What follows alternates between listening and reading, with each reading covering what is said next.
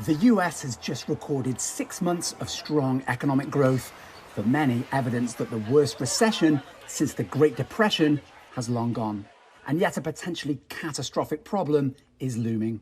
There are going to be a couple of very difficult decisions that are going to have to be made to get through the end of the year, and one of them is the debt limit. At $28.5 trillion, that debt is way more than the government's annual revenues. And that debt has grown at a record pace in the past 10 years or so. But the US has been able to live beyond its means, partly because the dollar is the world's #1 currency and investors everywhere want to buy and trade it. But the debt has ballooned even more during the pandemic because the US government has spent trillions of dollars keeping the economy afloat. And now the Biden administration wants to spend another trillion or so upgrading the country's infrastructure.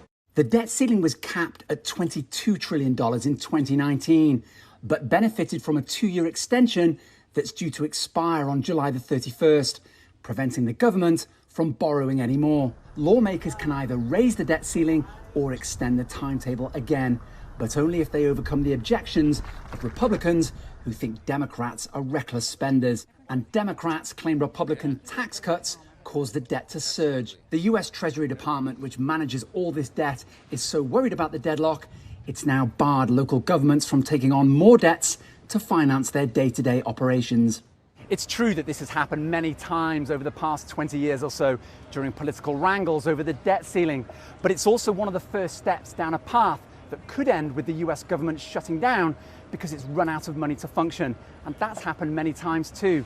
But the debt ceiling has never been so high, and a default on all of that money owed would be catastrophic for a global economy trying to manage a resurgent pandemic. Owen Fairclough, CGTN, Washington.